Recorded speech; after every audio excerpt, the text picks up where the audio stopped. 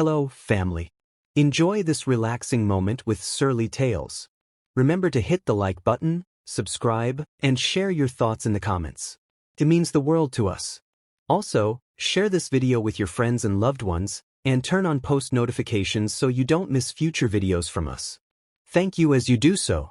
Sit back and relax as we dive into the story. The sun rose over Lagos, its warm golden rays slicing through the morning haze that hung over the bustling city. The Adewale mansion, a sprawling estate with manicured lawns and towering gates, stood as a monument to wealth and influence. Inside, the rhythms of life were orchestrated by a small army of servants who ensured that every aspect of the household ran like clockwork. Among them was Amina, a 21-year-old maid who had left her rural village with dreams of a better life. Amina's days were a blur of endless chores, polishing marble floors, ironing expensive suits, and serving lavish meals. Despite the grueling work, she carried herself with quiet dignity. Her large, expressive eyes hinted at an inner strength, while her soft smile endeared her to everyone around her. She worked tirelessly, not just for herself but for her parents and younger siblings back in the village who relied on her meager earnings. Tunde Adewale, the patriarch of the household, was a man of towering presence. In his mid-40s, he exuded confidence and authority. A self-made millionaire, he was revered in business circles for his sharp intellect and ruthless determination. But behind his public persona lay a man who indulged his every whim, often at the expense of those around him. A dangerous game. Amina first caught Tunde's attention one afternoon as she carefully arranged flowers in the grand foyer. He watched her from the top of the sweeping staircase, his gaze lingering on her delicate features and graceful movements. She was unlike anyone in his social circle, young, unassuming, and untouched by the pretensions of wealth. For weeks, he observed her from a distance, his interest growing into an obsession. One evening, as Amina was tidying the dining room, Tunde approached her. His voice was smooth and disarming. "You've been working hard, Amina," he said, his eyes scanning her face. "Do you enjoy it here?" Amina hesitated, unsure of how to respond. "Yes, sir.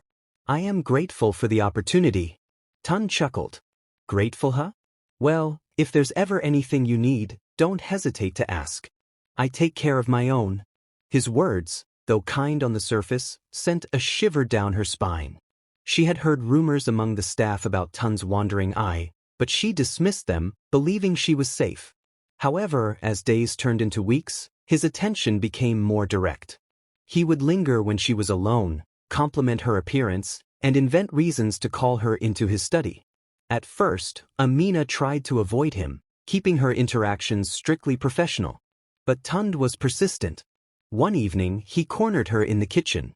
"Amina," he said, his voice low and insistent, "you don't need to be afraid of me. I just want to help you. You deserve more than this life." "I don't understand, sir," she replied, her voice trembling. "You're a beautiful woman," he said, stepping closer. "You shouldn't have to struggle like this. Let me take care of you." Amina's heart pounded in her chest. She knew she should reject him outright, but the promise of a better life was tempting. Still, she managed to muster the courage to say, "I'm here to work, sir. Please don't make this difficult for me." Tunde's expression darkened, but he quickly masked it with a smile. "Of course," he said, backing away. "I respect you, Amina." The crossing of boundaries. Despite her resistance, Tunde didn't give up. Over time, he began showering her with small gifts, an expensive scarf, a new pair of shoes, and even a phone. At first, Amina refused them, but he insisted, framing them as tokens of appreciation for her hard work. Slowly, his charm began to wear down her defenses. One night, after a particularly long day, Tunde invited Amina to his private lounge under the pretense of discussing her future. She hesitated but eventually agreed, believing it might be an opportunity to request better working conditions for herself and the other staff. The lounge was dimly lit, with plush leather chairs and shelves lined with expensive liquor. Tunde poured her a glass of wine, which she initially declined but later accepted after his insistence. The conversation started innocently enough, with Tunde asking about her family and dreams. But as the evening wore on, his tone shifted. You deserve so much more than this, Amina, he said, leaning closer. You're special. I see that. Amina tried to deflect his advances, but Tunde was relentless. That night, he crossed the line she had desperately tried to maintain. Overwhelmed and confused, she felt trapped, knowing that any resistance could cost her job, or worse, her reputation. The consequences of silence. In the weeks that followed, Amina carried the weight of what had happened in silence. She tried to resume her duties as if nothing had changed, but the guilt and fear gnawed at her. To complicate matters, she began experiencing symptoms that she couldn't ignore: nausea, fatigue, and missed periods. The realization hit her like a thunderbolt: she was pregnant. Panic consumed her. She thought of her strict parents, who had always emphasized the importance of morality and honor. She thought of the gossip that would spread if anyone found out. Most of all, she thought of Tunde's reaction. Would he deny it? Would he throw her out? Summoning all her courage, she decided to confront him. One afternoon, while his wife and children were away, she knocked on the door of his study. "Tunde," she began, her voice trembling, "I need to talk to you." He looked up from his desk, annoyed by the interruption. "What is it?" "I'm pregnant," she said, her words barely above a whisper. "It's yours." For a moment, Tunde said nothing. Then he burst into laughter. "You must be joking," he said. "Do you think you can trap me with a lie like this?" "It's not a lie," Amina insisted, tears streaming down her face. "You know it's the truth." Tunde's expression hardened. "Listen to me, Amina," he said coldly. "If you so much as breathe a word of this to anyone, I'll ruin you. Do you understand?" Amina nodded, too stunned to speak. She left the study in a daze, her hopes crushed. Little did she know, this was only the beginning of her nightmare. The days following Amina's revelation to Tunde were a blur of fear and uncertainty. Each passing hour felt like a noose tightening around her neck. Tunde, for his part, acted as if their conversation had never happened. He continued his daily routine, outwardly calm but inwardly scheming to protect his reputation and family. Amina tried to maintain her composure, but the weight of her secret grew heavier by the day. The signs of her pregnancy were becoming harder to conceal. Her appetite fluctuated, she felt dizzy often, and her once loose uniforms were beginning to feel snug. Whispers among the staff began to circulate, though no one dared to confront her directly. Tunde knew he had to act before the situation spiraled out of control. The plan. One evening, Tunde sat in his study, staring at the shimmering necklace that belonged to his wife, Bola.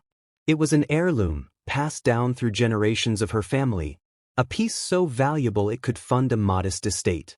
An idea formed in his mind, cruel and calculated. The following morning, Tunde summoned Amina to his study. His demeanor was uncharacteristically kind, which only heightened her unease. "Amina," he began, leaning back in his leather chair, "I've noticed you've been looking tired lately. Is everything all right?" "Yes, sir," she replied cautiously, avoiding his gaze. "Good. I want to make sure all my staff are well cared for. Speaking of which, I need you to take on an important task.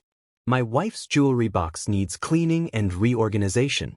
You'll find it in the master bedroom." Amina hesitated. Entering the master bedroom was strictly off-limits unless explicitly instructed. Still, she nodded and left to complete the task. As Amina carefully polished and arranged the expensive pieces, she couldn't help but marvel at the wealth displayed before her. Necklaces, rings, and bracelets adorned with diamonds and sapphires sparkled under the light. She finished the task and returned to her usual duties, unaware that her life was about to unravel. The accusation. That evening, chaos erupted in the Adewale household. Bola discovered that her beloved heirloom necklace was missing. She immediately called for Tunde, who appeared shocked and outraged. The entire household staff was summoned to the living room, where Bola stood with tears streaming down her face. "My mother's necklace is gone," she cried. "Someone here has stolen it." The room fell silent. The staff exchanged nervous glances, each fearing they would be blamed. Tunde stepped forward, his voice authoritative. "This is a serious matter. None of you will leave this house until the thief is found." Amina's heart raced as Tunde's gaze fell on her. A sinking feeling crept into her stomach. She prayed silently that this had nothing to do with her. 2 security guards arrived moments later. At Tun's instruction, they searched the staff's quarters one by one. When they reached Amina's small room, they found the necklace neatly tucked beneath her mattress. Gasps filled the room as the guards held up the glittering piece. Amina's legs gave way, and she collapsed to the floor. "No," she cried. "I didn't take it. I don't know how it got there."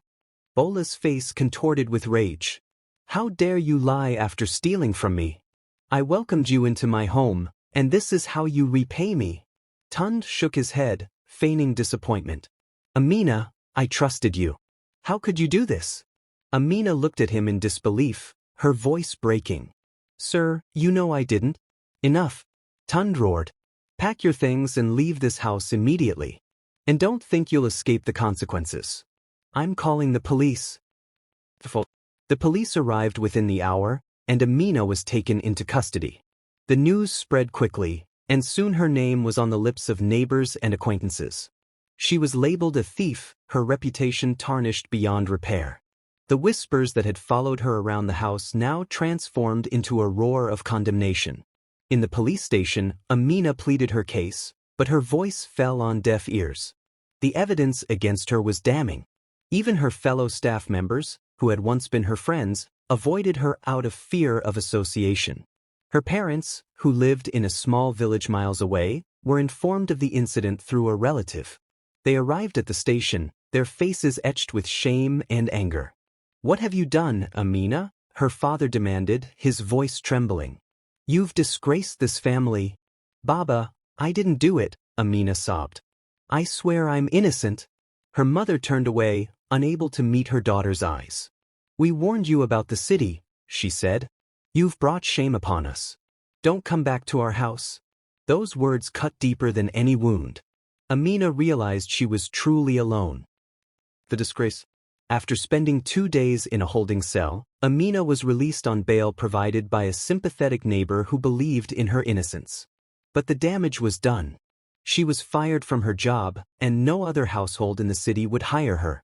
Her name was blacklisted, and her parents disowned her, refusing to answer her calls or acknowledge her existence. Amina wandered the streets of Lagos, clutching her few belongings in a tattered bag. Her once bright eyes were now dull with despair. She had nowhere to go and no one to turn to. But amidst the despair, a flicker of resolve began to take root in her heart. She placed a protective hand on her growing belly and whispered, "I will not give up. Not for me, but for you." With nothing but her determination and the child growing within her, Amina resolved to start anew. Little did she know, her journey would take her to places she never imagined, and her strength would be tested in ways she could not yet comprehend. The sun dipped behind the Lagos skyline as Amina boarded a rickety bus heading to Ibadan. The city that had swallowed her dreams spat her out, forcing her to seek refuge elsewhere. Her heart ached as she thought of her parents' words of rejection, but she clutched her bag tightly, reminding herself that she still had one reason to fight, her unborn child. The journey to Ibadan was long and arduous, but Amina welcomed the discomfort. It was nothing compared to the betrayal and humiliation she had endured.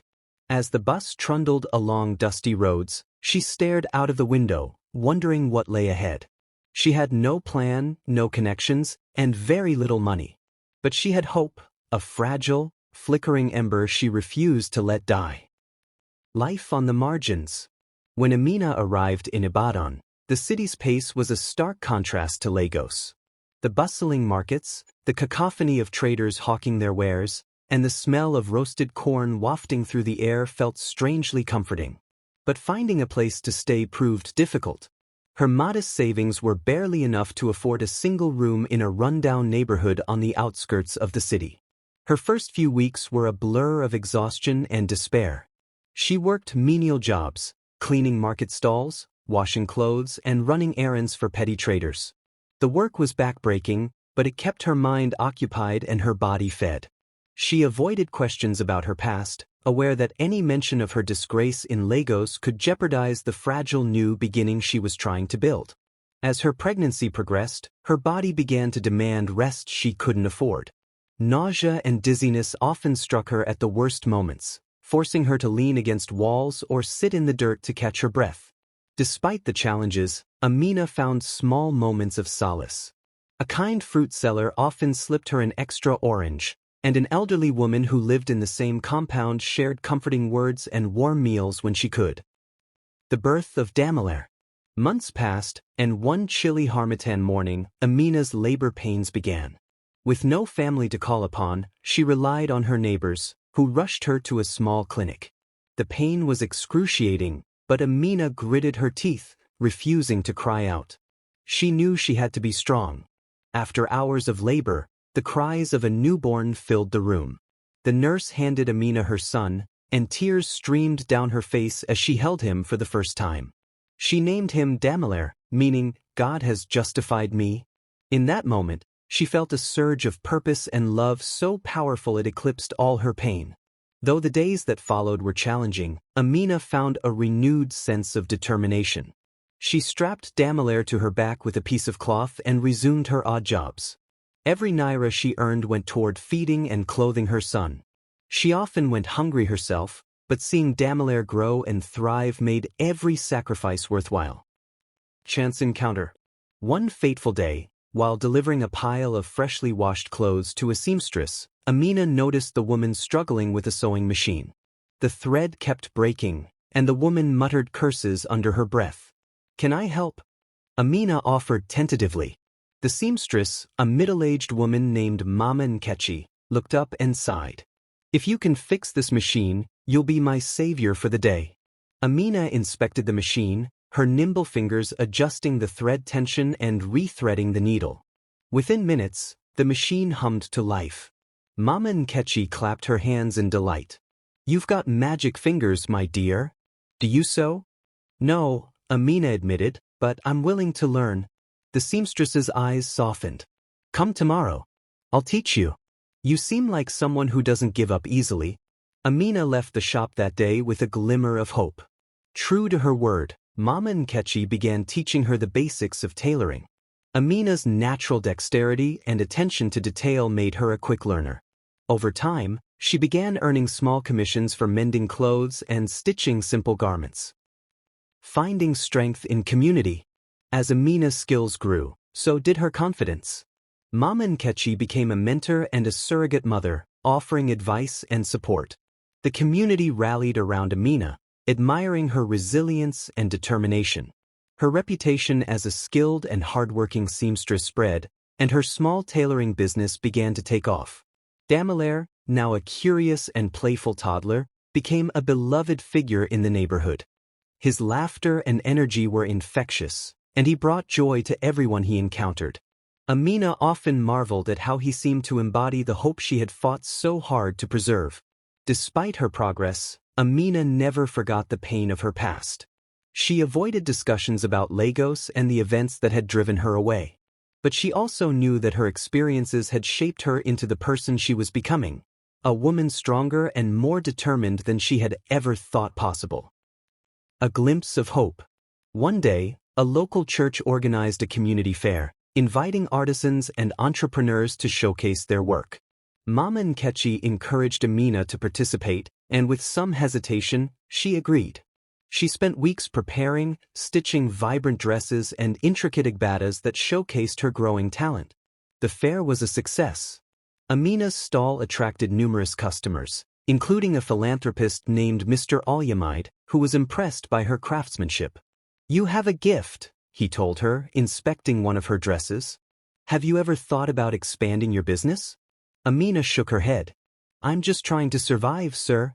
"Well, you're doing more than that," he said with a smile.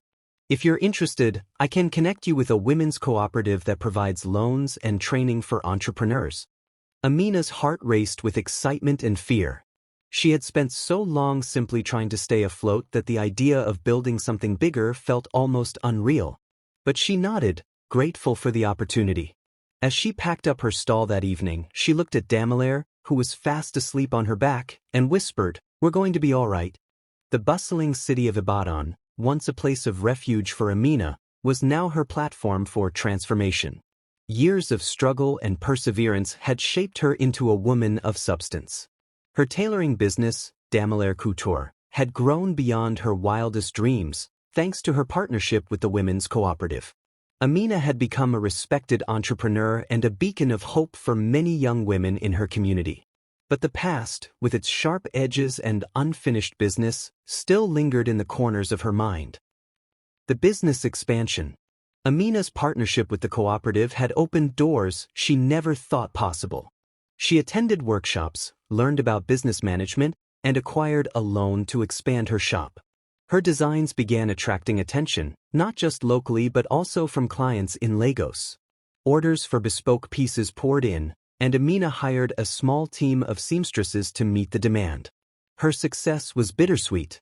While she was proud of how far she had come, she often thought of her parents and the home she had left behind. News of her success had likely reached them, but they had never reached out. Amina told herself she didn't need their approval, yet the ache of their rejection never fully subsided. One day, a letter arrived from Lagos. It was an invitation to participate in an exclusive fashion exhibition showcasing the best designers in the region. Amina's hands trembled as she read the letter. The exhibition would be held at one of Lagos' most prestigious venues, just miles from the Adewale mansion. "Should I go back?" she whispered to herself. The thought of returning to the city that had nearly destroyed her was terrifying. But as she looked at Damilare, now a bright and curious 6-year-old, she knew she had to show him the power of resilience. Amina's return to Lagos. The streets of Lagos felt both familiar and foreign as Amina arrived with her team. Memories of her time as a maid haunted her, but she pushed them aside. She had a mission to fulfill. The exhibition was a dazzling affair, with wealthy patrons, fashion critics, and industry leaders in attendance. Amina's designs stood out, drawing admiration for their vibrant colors and intricate patterns that fused modernity with tradition. She was approached by journalists and potential clients, all eager to learn more about the rising star from Ibadan. Amid the crowd, a face she never expected to see appeared, Tunde Adewale. Time had not been kind to him. His once commanding presence had dimmed, and his tailored suit hung loosely on his frame. The confidence he had wielded like a weapon was now replaced by a thin veneer of forced smiles. Amina's breath caught in her throat as their eyes met. The encounter. Tunde approached her booth, his expression a mix of surprise and unease. "Amina," he said, his voice low. "It's been a long time." "Yes, it has," she replied, her tone measured. "I see you're still here, attending events like these." He chuckled nervously. "I didn't expect to see you here. You've come a long way." "I have," Amina said, her gaze unwavering. "And I've done it without your help." Tunde shifted uncomfortably. I heard about what happened after you left. I want you to know, I never meant for things to get out of hand." Amina's anger flared. "You framed me for something I didn't do and ruined my life." "What exactly did you mean, Tunde?"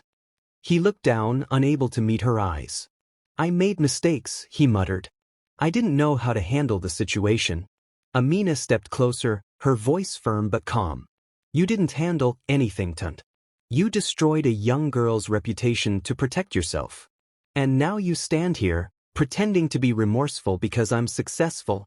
Before Tunde could respond, a journalist approached, intrigued by their tense exchange. "Ms. Amina, could we get a few words about your journey?" she asked. Amina hesitated but then nodded. "Of course." The truth comes out. The journalist, sensing a compelling story, began asking questions about Amina's rise to prominence. Amina spoke candidly about her struggles, though she avoided naming names. Tunde hovered nearby, visibly uncomfortable as her story unfolded. "What inspires your designs?" the journalist asked. Amina glanced at Damilare, who was seated nearby, drawing on a notepad. "My son," she said. "He's the reason I never gave up, even when the world turned its back on me." The journalist pressed further. "You've mentioned overcoming significant challenges. Can you elaborate?" Amina hesitated, then took a deep breath. "There was a time when I was accused of something I didn't do. I lost everything, my job, my home, my family's trust. But I chose to fight back, to rebuild my life from nothing, Her words resonated with the crowd that had gathered around her booth. Whispers spread, and soon, people were piecing together the story. Tunde's face paled as he realized the danger of his secrets coming to light. The scandal. The next morning, newspapers and blogs were ablaze with Amina's story. While she hadn't explicitly named Tunde, his association with her past became evident to those who knew him. His wife, Bola, who had long suspected his infidelities, confronted him. The revelation of his betrayal shattered their marriage, and the ensuing scandal sent shockwaves through his social and business networks. Tunde attempted damage control, issuing a public apology and claiming he had sought to reconcile with Amina. But the damage was done. His reputation, once untouchable, was now in tatters. Amina, on the other hand, became a symbol of resilience and justice. Her story inspired countless women to speak out against injustice and fight for their dignity. Offers and opportunities poured in, but Amina remained focused on her work and her son. Amina's reflection. As she packed up her booth after the exhibition, Amina felt a mix of emotions. She had faced her past and emerged stronger, but the wounds Tunde had inflicted would never fully heal. Still, she was grateful for the journey that had brought her to this point. Damilare ran up to her, holding a drawing he had made. "Look, Mama. It's you and me in our shop." Amina smiled, her heart swelling with pride. "It's beautiful, my love. Just like our future." As they walked away from the exhibition, hand in hand, Amina felt a sense of peace she hadn't known in years. The past had tried to break her, but she had risen from the ashes, stronger than ever. The aftermath of the Lagos exhibition rippled far beyond the city's elite circles. Amina's story of resilience had struck a chord with people across the country. Her courage to confront her past, despite the odds, inspired a wave of discussions about justice, gender inequality, and the strength of African women. But for Amina, the journey was far from over. The ghosts of her past still lingered, and she knew that true closure would require facing the deepest wounds of her heart. The public apology. A few weeks after the exhibition, Tunde Adewale requested a private meeting with Amina. Reluctantly, she agreed, more out of curiosity than forgiveness. They met in a modest cafe in Ibadan, far from the grandeur Tunde once surrounded himself with. He looked weary, his once pristine suit now wrinkled, his eyes heavy with guilt. "Thank you for agreeing to meet me," he began, his voice subdued. Amina studied him, her expression unreadable. "What do you want, Tunde?" "I want to apologize," he said. "For everything. I was a coward. I hurt you in ways I can never undo. I don't expect forgiveness, but I needed to say this." Amina's chest tightened. She had waited years to hear those words, yet they felt hollow. "Do you even understand what you did to me? You destroyed my life to protect your own." Tunde nodded, tears welling in his eyes. "I do. And I'll carry that guilt for the rest of my life. I want to make things right if I can." Amina took a deep breath, her voice steady. "Making things right starts with accountability, Tunde. Not just to me, but to the truth." He nodded again, his head bowed. "I'll do whatever it takes."